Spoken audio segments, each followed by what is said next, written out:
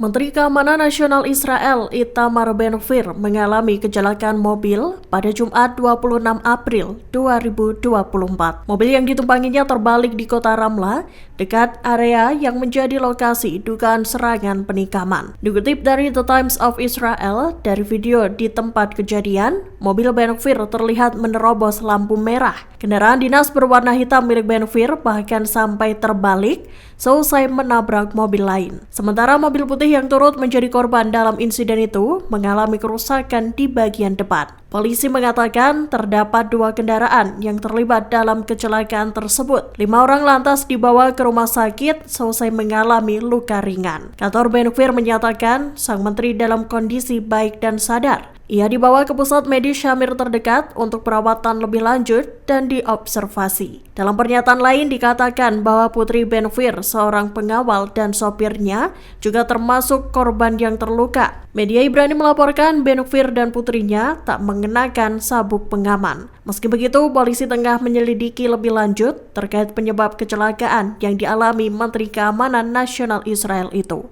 Namun seiring dengan hal itu, kantor Ben-Gvir menyatakan bahwa mobil sang menteri menerobos lampu merah lantaran alasan operasional karena ia merupakan menteri yang terancam di kota campuran Arab dan Yahudi.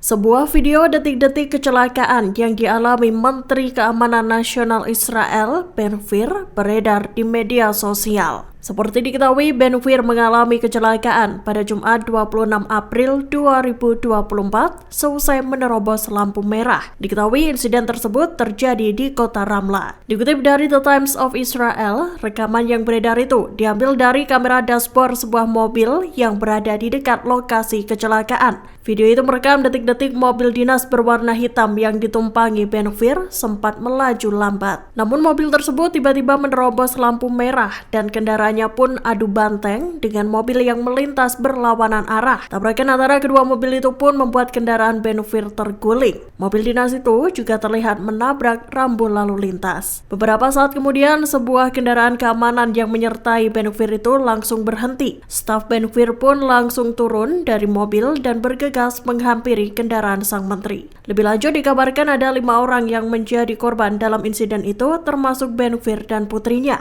Mereka pun dilarikan ke rumah sakit lantaran mengalami luka ringan.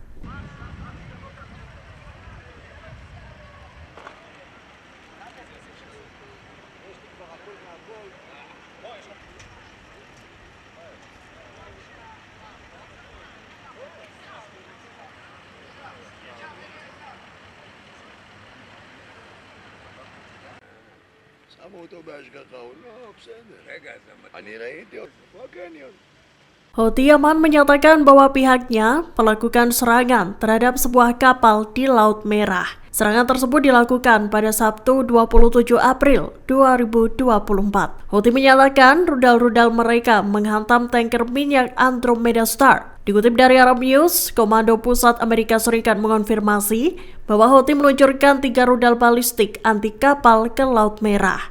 Penyerangan itu menyebabkan kerusakan kecil pada kapal minyak milik Inggris tersebut. Kemudian sebuah rudal juga mendarat di sekitar kapal kedua, yakni MV Maisa. Namun kapal tersebut tak mengalami kerusakan. Juru bicara Houthi Yahya Sari mengatakan kapal berbendera Panama Andromeda Star adalah kapal milik Inggris. Tetapi data pengiriman menunjukkan bahwa kapal itu baru saja dijual. Kapal tanker ini terlibat dalam perdagangan yang terkait dengan Rusia. Disebutkan kapal tersebut dalam perjalanan dari Primorsk, Rusia menuju Vadinar, India. Serangan terhadap Andromeda Star itu terjadi setelah jeda singkat dalam kampanye Houthi yang menargetkan kapal-kapal terafiliasi Israel, Amerika Serikat, dan juga Inggris.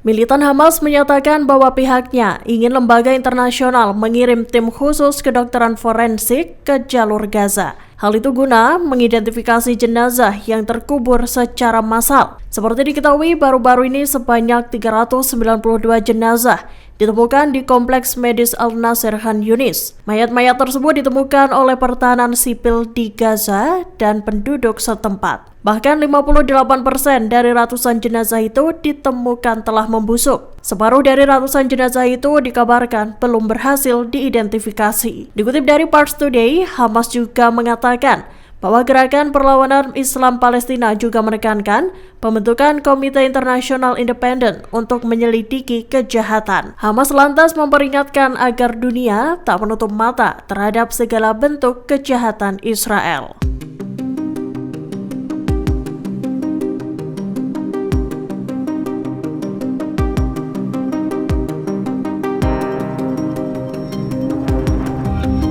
Cina dikabarkan akan menjadi tuan rumah perundingan persatuan Palestina antara Hamas dan saingannya Fatah. Hal ini disampaikan oleh seorang diplomat yang berbasis di Beijing. Dikutip dari Tribun News, delegasi Fatah Azzam Al-Ahmed telah berangkat ke Cina. Seorang pejabat Hamas juga mengungkapkan tim faksi untuk perundingan. Ia adalah pejabat senior Hamas Moussa Abu Marzouk. Moussa diketahui terbang ke Cina pada Jumat 26 April 2024 malam. Ini menjadi kunjungan pertama delegasi Hamas ke Cina sejak dimulainya perang di jalur Gaza.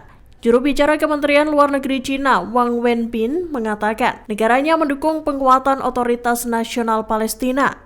Cina juga mendukung semua faksi Palestina dalam mencapai rekonsiliasi dan meningkatkan solidaritas melalui dialog dan konsultasi.